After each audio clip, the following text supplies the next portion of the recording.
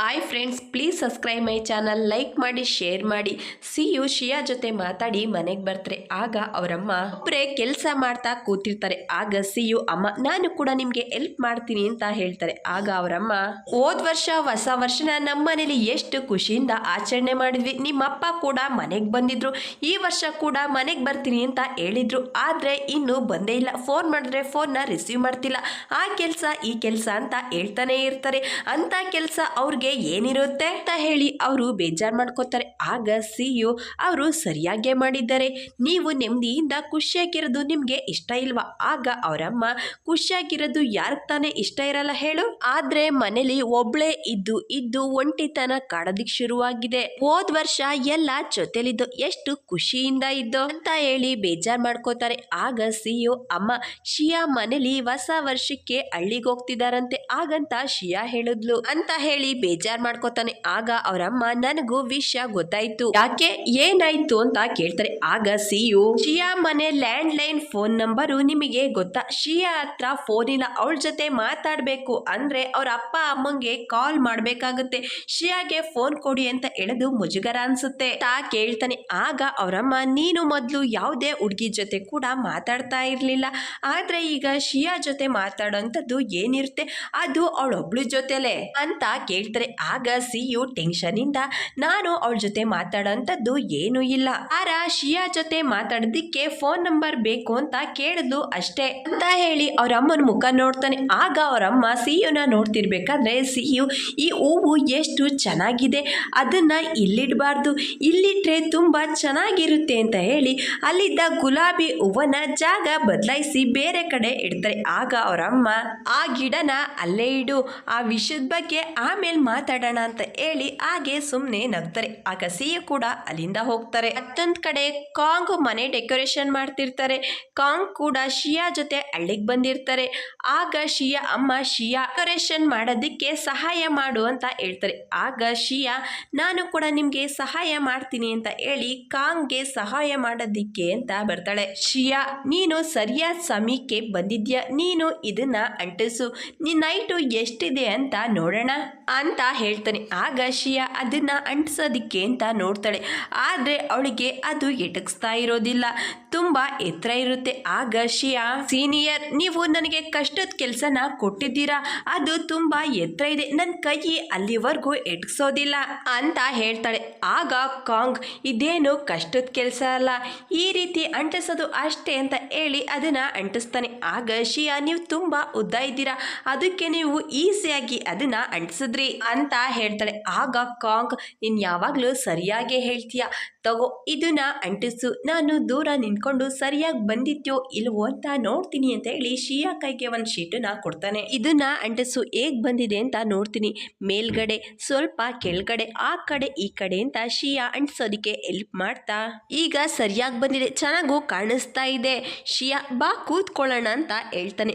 ಆಗ ಶಿಯಾ ಕೂಡ ಬಂದು ಕಾಂಗ್ ಪಕ್ಕ ಕೂತ್ಕೋತಾಳೆ. ಆಗ ಅವನು ಕೇಳ್ತಾರೆ, ಶಿಯಾ ನಿನ್ನನ್ನ ಏನೋ ಕೇಳಬೇಕು ಅಂತ ಅನ್ಕೊಂಡಿದ್ದೆ, ಆದ್ರೆ ಕೇಳೋದಕ್ಕೆ ಆಗ್ಲೇ ಇಲ್ಲ, ನೀನು ಈ ಸರಿ ಎಕ್ಸಾಮನ್ನ ಹೇಗ್ ಮಾಡಿದ್ಯಾ ಅಂತ ಕೇಳ್ತಾನೆ. ಆಗ ಶಿಯಾ ನನಗೆ ಈ ಸಾರಿ ಎಕ್ಸಾಮ್ ಅಲ್ಲಿ ಒಳ್ಳೆ ಮಾರ್ಕ್ಸ್ ಬರಲಿಲ್ಲ ಅಂದ್ರೆ ನಾನು ಡೆಸ್ಕ್ ಅನ್ನ ಬದಲಾಯಿಸಬೇಕಾಗುತ್ತೆ, ಆ ರೀತಿ ಮಾಡೋದಕ್ಕೆ ನನಗೆ ಮುಜುಗರ ಅನ್ಸುತ್ತೆ ಅಂತ ಹೇಳಿ ಬೇಜಾರ್ ಮಾಡ್ಕೋತಾಳೆ. ಮತ್ತೊಂದ್ ಕಡೆ ಸಿಯು ಫೋನ್ ಇಟ್ಕೊಂಡು ಕೂತಿರ್ತಾರೆ. ಅವ್ರ ತಂದೆ ಕೂಡ ಹೊಸ ವರ್ಷಕ್ಕೆ ಬಂದಿರ್ತಾರೆ, ಬುಕ್ಸ್ ಓದ್ತಾ ಕೂತಿರ್ತಾರೆ. ಆಗ ಅಲ್ಲಿಗೆ ಅವ್ರ ಅಮ್ಮ ಬರ್ತಾರೆ. ನೀವು ನಮ್ ಜೊತೆ ಹೊಸ ವರ್ಷ ಆಚರಣೆ ಮಾಡೋದಿಕ್ಕೆ ಬರೋದಿಲ್ವಾ? ಆಗ ಅವ್ರ ತಂದೆ ಇದೆಲ್ಲ ನನಗೆ ಇಷ್ಟ ಆಗಲ್ಲ ಅಂತ ನೀನು ಗೊತ್ತಿಲ್ವಾ, ನಾನು ಬರೋದಿಲ್ಲ ಅಂತ ಹೇಳ್ತಾರೆ. ಆಗ ಅವರಮ್ಮ ವರ್ಷಕ್ಕೆ ಒಂದ್ಸಾರಿ ನಮ್ಮನ್ನ ನೋಡೋದಿಕ್ಕೆ ಅಂತ ಬರ್ತೀರಾ, ಬಂದಾಗ ಕೂಡ ನಮ್ ಜೊತೆ ಸಮಯ ಕಳೆಯೋದಿಲ್ಲ, ಯಾವಾಗ್ಲೂ ಬುಕ್ಸ್ ಓದ್ತಾ ಕೂತಿರ್ತೀರಾ ಅಂತ ಹೇಳಿ ಬೇಜಾರ್ ಮಾಡ್ಕೋತಾರೆ. ಸಿಯು ಇದಕ್ಕೆಲ್ಲ ಗಮನ ಕೊಡದಲೆ ಶಿಯಾ ನೆನ್ಪಲ್ಲಿ ಫೋನ್ ನ ನೋಡ್ತಾ ಇರ್ತಾರೆ. ಆಗ ಸಿಯು ತಂದೆ ನೀವಿಬ್ರು ನನ್ ಜೊತೆಲೆ ಬಂದ್ಬಿಡಿ, ಆಗ ಈ ಜಗಳನೆ ಇರೋದಿಲ್ಲ ಅಂತ ಹೇಳ್ತಾರೆ. ಆಗ ಅವರಮ್ಮ ನಾವ್ಯಾಕೆ ಅಲ್ಲಿಗೆ ಬರಬೇಕು, ನೀವೇ ಇಲ್ಲಿಗೆ ಬನ್ನಿ, ನಾವು ಇಲ್ಲೇ ಇರ್ತೀವಿ ಅಂತ ಹೇಳ್ತಾರೆ. ಆಗ ಅವ್ರ ತಂದೆ ನನ್ನ ಮಗ ಸಿಯು ಹೇಳಿದ್ದಾನೆ, ನಾನು ಎಲ್ಲಿಗೆ ಕರ್ಕೊಂಡೋಗಿ ಯಾವುದೇ ಸ್ಕೂಲಿಗೆ ಸೇರಿಸಿದ್ರು ಹೋಗ್ತೀನಿ ಅಂತ ಹೇಳಿದ್ದಾನೆ ಅಂತ ಹೇಳ್ತಾರೆ. ಆಗ ಸಿಯು ನಾನು ಕೂಡ ಎಲ್ಲಿಗೂ ಬರೋದಿಲ್ಲ, ನಾನು ಕೂಡ ಇಲ್ಲೇ ಇರ್ತೀನಿ ಅಂತ ಹೇಳ್ತಾರೆ. ಅಮ್ಮ ನಗ್ತಿದ್ರೆ ಅವ್ರ ತಂದೆ ನೀನೇ ಅಲ್ವಾ ಹೇಳಿದ್ದು ಮನೆ ಬದಲಾಯಿಸೋಣ, ಬೇರೆ ಕಡೆ ಸ್ಕೂಲ್ಗೆ ಹೋಗೋಣ ಅಂತ. ಆಗ ಸಿಯು ನನ್ನ ಮನ್ಸೀಗ ಬದಲಾಗಿದೆ, ನನಗೆ ನನಗೆ ನಮ್ಮನೆನೇ ಇಷ್ಟ ಆಗಿದೆ, ನಾನೀಗ ಬೇರೆ ಕಡೆ ಬರೋದಿಲ್ಲ ಅಂತ ಹೇಳ್ತಾರೆ. ಆಗ ಅವರಮ್ಮ ನೋಡಿದ್ರ ನನಗೂ ಸಿಯುಗೂ ಇಬ್ರಿಗೂ ಕೂಡ ನಮ್ಮನೆ ಇಷ್ಟ ಆಗಿದೆ, ನಾವಿಬ್ರು ಇಲ್ಲೇ ಇರ್ತೀವಿ, ನಾವೆಲ್ಲಿಗೂ ಕೂಡ ಬರೋದಿಲ್ಲ ಅಂತ ಹೇಳ್ತಾರೆ. ಆಗ ಸಿಯು ಮನ್ಸಲ್ಲೇ ನಗ್ತಾ ಇರ್ತಾರೆ.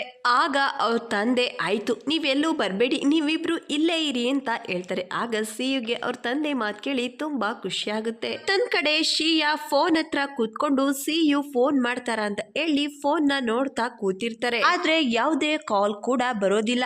ಆಗ ಶಿಯಾನೆ ಸಿಯು ಕೊಟ್ಟಿದ್ದ ಫೋನ್ ನಂಬರ್ ನ ತಗೊಂಡು ಅವನ್ಗೆ ಕಾಲ್ ಮಾಡೋದಿಕ್ಕೆ ಅಂತ ಹೋಗ್ತಾಳೆ.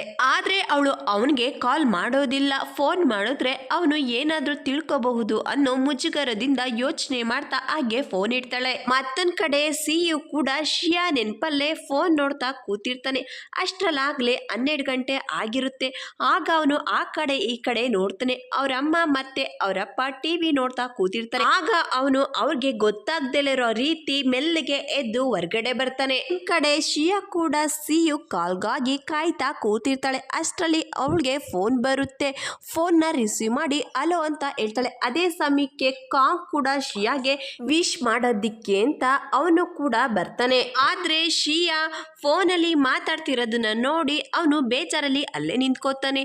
ಸಿಯು ಹಾಯ್ ಹ್ಯಾಪಿ ನ್ಯೂ ಇಯರ್ ಅಂತ ಹೇಳಿ ಮೊದಲನೇ ವಿಶ್ ಶಿಯಾಗೆ ಮಾಡ್ತಾನೆ. ಅವಳು ಕೂಡ ಹ್ಯಾಪಿ ನ್ಯೂ ಇಯರ್ ಅಂತ ಸಿಯುಗೆ ವಿಶ್ ಮಾಡ್ತಾಳೆ. ಅದನ್ನ ಕೇಳಿ ಅವನಿಗೆ ತುಂಬಾ ಖುಷಿ ಆಗುತ್ತೆ.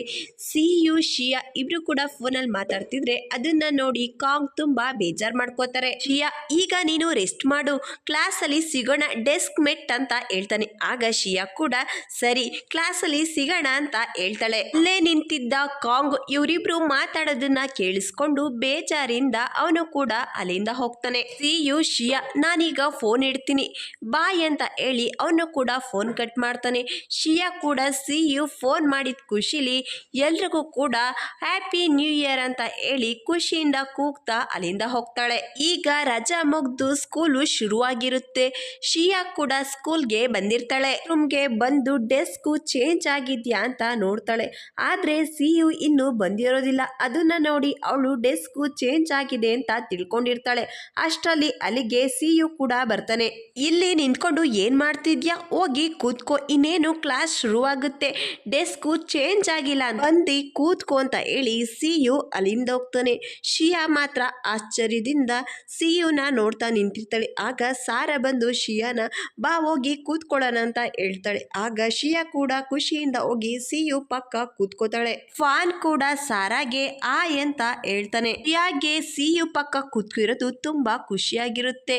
ಸಿಯುಗೂ ಕೂಡ ಶಿಯಾ ತನ್ನ ಜೊತೆ ತನ್ನ ಪಕ್ಕ ಕೂತಿರೋದು ಅವನು ಕೂಡ ತುಂಬಾ ಖುಷಿ ಕೊಡ್ತಿರುತ್ತೆ. ಸಾರಾ ಫಾನ್ಗೆ ಬೈತಾರೆ, ಯಾವಾಗ್ಲೂ ನನ್ನ ಪಕ್ಕನೆ ಬಂದು ಕೂತ್ಕೋತೀಯಲ್ಲ ಅಂತ ಬೈತಾಳೆ. ಆಗ ಫಾನ್ ನಾನು ಹೇಳಿರ್ಲಿಲ್ವಾ ಚೇಂಜ್ ಮಾಡಬೇಕು ಅಂತ ಅನ್ಕೊಂಡಿಲ್ಲ ಅಂತ, ಆ ರೀತಿ ಏನಾದರೂ ಅನ್ಕೊಂಡಿದ್ರೆ ನಾನು ಯಾನ ಪಕ್ಕನೆ ಹೋಗಿ ಕೂತ್ಕೋತಾ ಇದ್ದೆ ಅಂತ ಹೇಳ್ತಾನೆ.